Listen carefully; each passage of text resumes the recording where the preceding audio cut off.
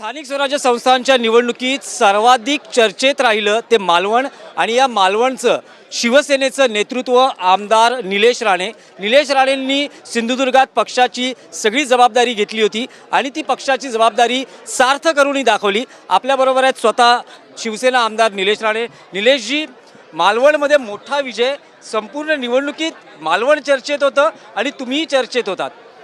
ते तुम्ही चर्चेत ठेवलं म्हणून चर्चेत होतं. खरा विजय हा आमच्या सगळ्या सहकाऱ्यांचा आहे, शिवसैनिकांचा आहे. सन्माननीय शिंदे साहेबांनी जो आशीर्वाद आणि जो पाठिंबा दिला, जे मार्गदर्शन केलं, ते सन्माननीय एकनाथ शिंदे साहेबांचा हा विजय आहे.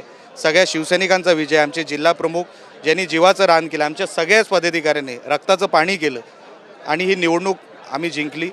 जनतेने आम्हाला निवडून दिलं, आशीर्वाद दिले. आता येणाऱ्या 5 वर्षामध्ये एक चांगलं 21व्या शतकातलं शहर देण्यासाठी जी काय पावलं उचलावी लागतील ती सगळी आम्ही उचलण्याचा प्रयत्न करणार आहोत. एक चांगलं पारदर्शक कारभार देण्याचा आम्ही प्रयत्न करणार आहोत. आणि ह्या मागच्या संघर्षाच्या दिवसांमध्ये प्रत्येक एकही शिवसैनिक डगमगला नाही, ताकदीने उभा राहिला. जे काही जिद्द होती ती मैदानात दाखवली आणि आम्ही ही निवडणूक जनतेच्या आशीर्वादाने जिंकला असं माझं म्हणणं आहे. संघर्षाचा उल्लेख केलात. या निवडणुकीत सर्वाधिक संघर्ष हा मित्र पक्ष असलेल्या भाजपबरोबर आणि प्रदेशाध्यक्ष रवींद्र चव्हाणांबरोबर. नाही हो, तसं नाही आहे. कसं असतं, निवडणूक जिंकण्यासाठी जे काय करावं लागतं प्रत्येक पक्ष आपापला प्रयत्न करत असतो. मी माझ्या पक्षासाठी प्रयत्न केले, त्यांनी त्यांच्या पक्षासाठी प्रयत्न केले. ते पण आमचेच आहे. भारतीय जनता पक्ष काय वेगळा नाही.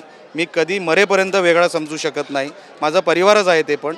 म्हणून जे काय झालं आज, जरी स्वबळावर असताना आम्ही निवडून आलो तरी हा जनतेचा विजय असं मी समजतो. आमचा मित्रपरिवार जो आहे तो तसाच राहणार, परिवार जो आहे तो तसाच राहणार, अबाधित राहणार. त्याच्यामध्ये कुठेही काही गडबड होणार नाही. कणकवलीमध्ये तुम्ही शहर विकास आघाडी सोबत होतात, पाठिंबाही होता. शहर विकास आघाडीचा विजय झालेला आहे आणि भाजपचा पराभव झालेला आहे. अगदी नगराध्यक्ष पदाचे उमेदवार समीर नलावडे यांचा पराभव होऊन तुमचे नगराध्यक्ष निवडून आलेले. बघा, मी तुम्हाला या अगोदर पण म्हटलं की एका बाजूला आनंद आहे, दुसऱ्या बाजूला दुःख देखील आहे. आमचाच परिवार भारतीय जनता पक्ष आहे. जर पराभव झाला आहे तर ते दुःखच आहे मला. कोणाचाही पराभव साजरा करणारा माणूस मी नाही आणि ते आमचेच आहेत, आमचेच राहणार आहेत, माझंच परिवार आहे. दुसऱ्या बाजूला जे जिंकले संदेशजी पारकर, त्यांचं मी अभिनंदन करतो, त्यांना शुभेच्छा देतो. एवढा मोठा विजय मालवणमध्ये तुम्हाला अपेक्षित होता? कारण 10 तुमचे आले आहेत, 5 भाजपचे आहेत, 4 उबाठाचे आहेत, 1 अपक्ष. नगराध्यक्ष तुमचा आहे. आमची अपेक्षा 20 पैकी 20 होती. आता ते कुठे कमी पडलो आम्ही त्याचं आता चिंतन करू आणि ते चिंतन झाल्यानंतर तुम्हाला परत सांगू. जिल्हा परिषदेसाठी काय स्ट्रॅटेजी असेल? कारण इथे शिवसेनेची स्ट्रॅटेजी आणि निलेश राणे हे आता समीकरण आहे. ज्या निवडणुकीला ती पावलं उचलावी लागतात. आम्ही जसा ह्या वेळेला आग्रही होतो की युती झाली पाहिजे, जिल्हा परिषदलाही आमचा आग्रह असेल की युती झाली पाहिजे, महायुती झाली पाहिजे. कार्यकर्त्यांच्या निवडणुकीमध्ये कसलीही गडबड होता कामा नाही. त्यांना सहज निवडणुका लढवता आल्या पाहिजे, हे आमचे प्रयत्न राहतील. येणाऱ्या आता जेव्हा तो टप्पा येईल, आता महानगरपालिकेचा टप्पा पहिला आहे, त्यानंतर मग जिल्हा परिषद आहे, तेव्हा मी तुम्हाला कळवतो. पण असं म्हटलं जातं आहे की सिंधुदुर्गात चांगला रिझल्ट दिल्यानंतर निलेश राणे यांचं राजकारणात प्रमोशन होऊ शकतं, मंत्रिपदाची जबाबदारी ही मी तुम्हाला आत्ता सांगतो, माझ्या घरात एक मंत्रिपद आहे, मी समाधानी आहे. नितेश आहे म्हणजे मीच आहे, लक्षात ठेवा. त्याच्यामध्ये काय फारकत नाही. आपण बघू शकतो की निलेश राणे यांनी त्यांच्या विजयाच्या श्रेयाचं एकूण विश्लेषण केलेलं आहे आणि एका डोळ्यात अश्रू, एका डोळ्यात आनंद.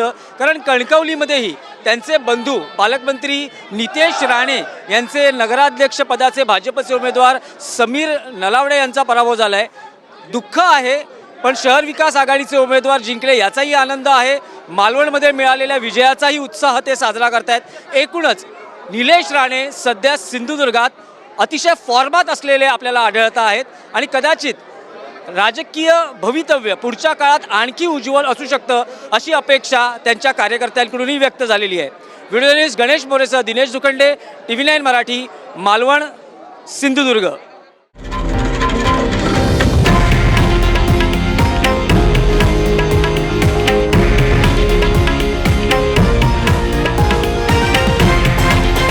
हे आहे देशातील नंबर 1 न्यूज नेटवर्क आणि आपण पाहत आहात TV9 मराठी, एकमेव.